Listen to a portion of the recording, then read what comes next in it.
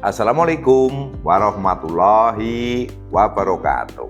Salam SHMK Sinau Hukum Melek Hukum. Pemirsa SHMK yang berbahagia, yang saya hormati dan saya cintai, sebangsa dan setanah air dimanapun Anda berada. Kali ini channel kesayangan kita bersama pada video yang ke-120. Tetap dan konsisten membahas KUHP baru.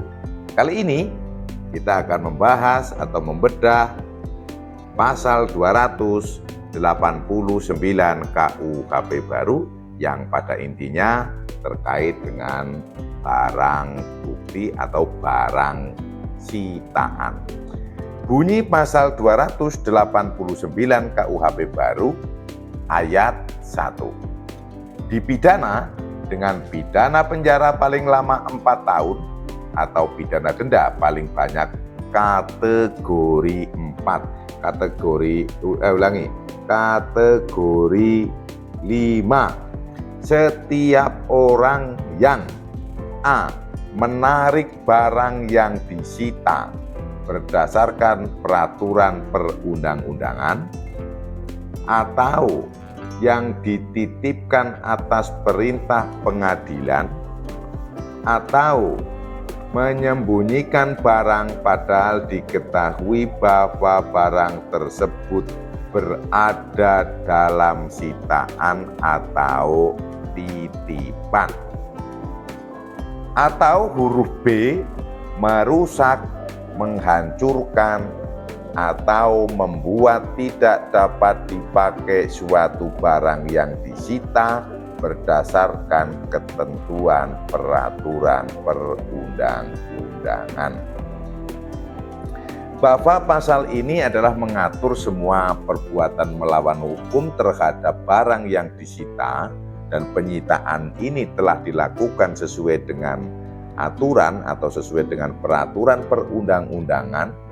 Jika ada yang melakukan itu dianggap sebagai usaha menggagalkan pencarian keadilan. Bahwa ada kata-kata tadi yang dimaksud dengan menarik barang ini adalah termasuk perbuatan yang menjual, menggunakan, atau memindah tangankan. Saya ilustrasikan terkait pasal ini supaya jelas bahwa begini, terkait dengan barang sitaan atau barang yang disita, itu tidak semua dapat dilakukan penyimpanan oleh aparat penegak hukum. Misalnya oleh penyidik, oleh penuntut umum, oleh majelis hakim. Itu secara fisik tidak selalu bisa karena memang harus diakui rumah rubasan, rumah penyimpanan barang bukti dan rampasan itu kadang belum tentu dapat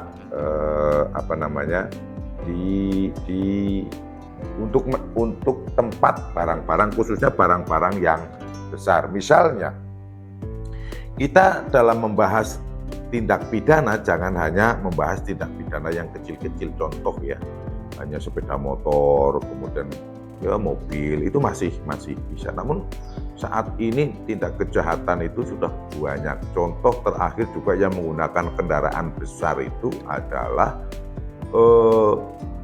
penggelapan muatan ekspedisi yang dibawa dengan menggunakan kontainer.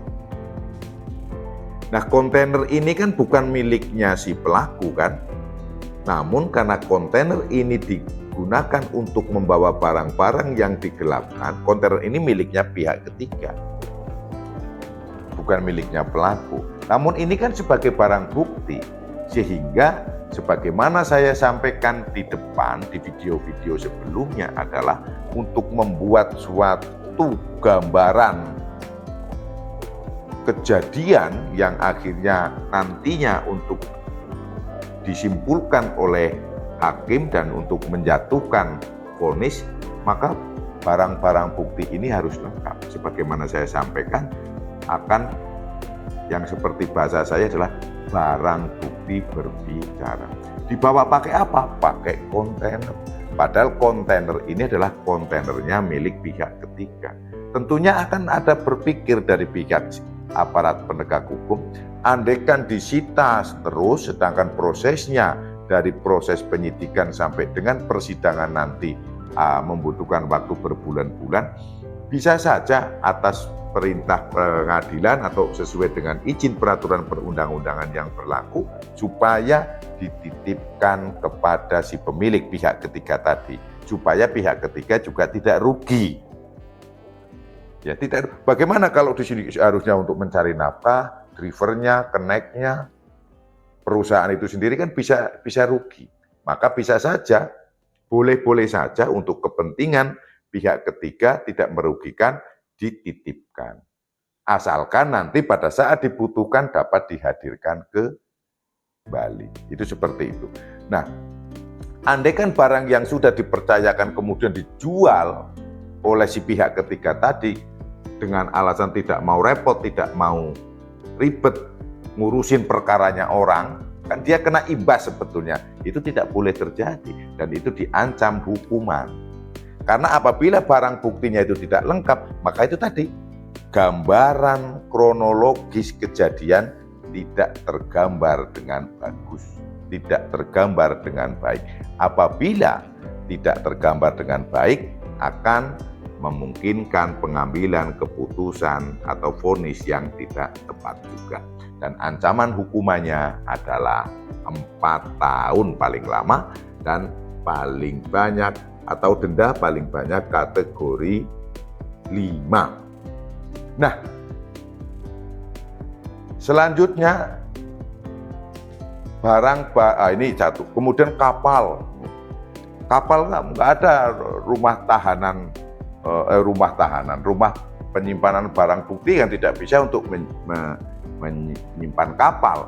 Kapal nanti ditaruhlah di pelabuhan atau apa. Nah, kemudian dia diambil karena di laut tidak jaganya juga mungkin kurang ketat, diambillah kapalnya, ditarik. Sebagai contoh, itu termasuk yang juga menarik barang yang disita. Kemudian yang B, merusak, menghancurkan atau membuat dapat dipakai lagi suatu barang yang disita berdasarkan ketentuan peraturan perundang-undangan. Merusak, bahwa setiap barang, katakanlah mobil, kemudian motor, itu ciri khasnya adalah pada nomor rangka dan nomor mesin. Kemudian kan satu merek banyak sekali, misalnya mobil Avanza warnanya putih, itu banyak sekali. Dan jenisnya pada tahun seri yang sama, ya misalnya Veloz, ya sama semua. Yang membedakan itu adalah nomor rangka dan nomor mesinnya. Nah, itu dirusak. Setelah dirusak, apakah mobil ini yang dicuri atau mobil ini yang diambil oleh pelaku atau yang digelapkan dan sebagainya, atau tindak pidana yang lain, atau sebagai sarana melakukan tindak pidana?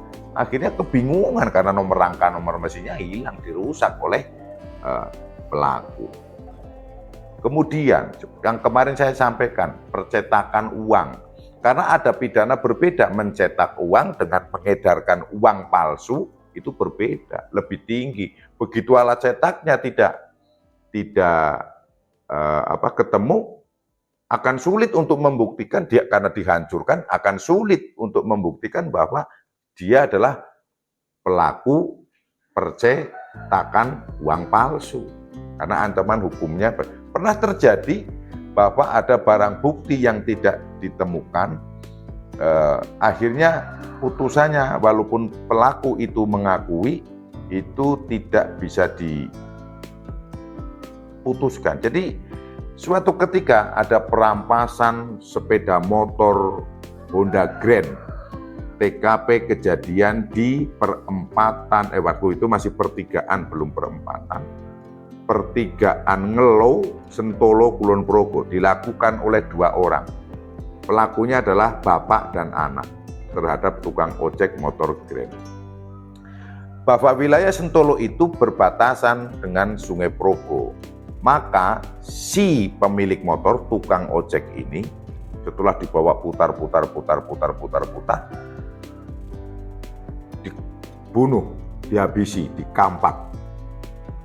Diakui semuanya dia. Namun kemudian si mayat korban ini dibuang ke Kali Progo, yang saat itu Kali Progo dalam keadaan banjir.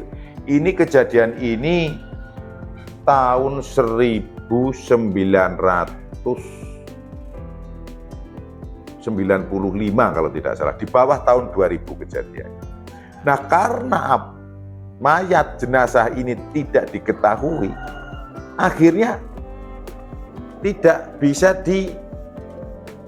dipidana terkait pembunuhannya, sehingga yang terungkap hanya karena pencuriannya saja, perampasannya saja sepeda motor. Karena BB sepeda motor pada waktu itu Honda Grand, waktu itu Honda Grand masih kendaraan yang bagus itu ya, Grand Impreza. Wah, udah mantep itu naik Grand Impreza tahun 95 itu. Sehingga tidak bisa dibuktikan. Nah, seperti inilah kira-kira. Nah, mohon maaf, dalam hal ini kan si mayat ini kan termasuk menjadi bukti kan di pengadilan. Nah, begitulah kira-kira yang dapat dihadapi apabila barang bukti itu rusak, hancur, atau tidak bisa dipakai lagi, atau malah justru ditarik atau dijual atau digadekan atau disembunyikan. Akan mempengaruhi objektivitas di sidang pengadilan. Ayat 2. Penyimpan barang yang melakukan, membiarkan dilakukan, atau membantu melakukan perbuatan sebagaimana dimaksud ayat 1 dipidana penjara paling lama 5 tahun atau pidana denda paling banyak kategori. Nah, ini bagi pihak yang menyimpan itu, dia tahu tapi dia malah membantu melakukan, atau membiarkan ada yang mau merusak nomor rangka, nomor mesin, atau ada yang mau menjual, itu dia dibiarkan, ancamannya lebih tinggi, 5 tahun. Kemudian ayat 3, jika perbuatan sebagaimana dimaksud pada ayat 2 terjadi karena alfanya penyimpan, dipidana dengan pidana paling lama 1 tahun atau pidana denda paling banyak kategori 3. Ini lebih rendah kalau karena kealpaannya ya ketidaksengajaan. Misalnya sebuah mobil sudah dititip rawatkan, kemudian dipakailah oleh si anak. Nah, anaknya ini gila judi slot, akhirnya dijuallah mobil ini oleh si anak. Ini kan karena kelalaian orang tuanya karena melepas ini, namun kan tidak ada kesengajaan. Itu ancamannya lebih rendah, yaitu pidana penjara paling lama 1 tahun atau pidana denda paling banyak kategori 3. Nah, di sini pentingnya yang namanya barang bukti untuk menjadikan barang bukti yang berbicara di sebuah proses peradilan pidana. Maka ada ada pasal 289 ini juga akan menjadikan perjalanan proses peradilan dari penyidikan, penuntutan sampai persidangan berjalan relatif cepat dan bisa dapat menekan biaya, sehingga akan tercapai tujuan hukum peradilan yang berbiaya murah dan dapat dilaksanakan secara cepat. Demikian penjelasan saya terkait pasal 289 KUHP baru. Semoga bermanfaat. Apabila ada salah, mohon dimaafkan, berikan kritik yang membangun, tonton dan subscribe channel SHMH. Nontonnya dari awal sampai akhir, biar tidak gagal paham. Salam SHMH, Sinau Hukum, Melek Hukum. Wassalamualaikum warahmatullahi wabarakatuh. Terima kasih.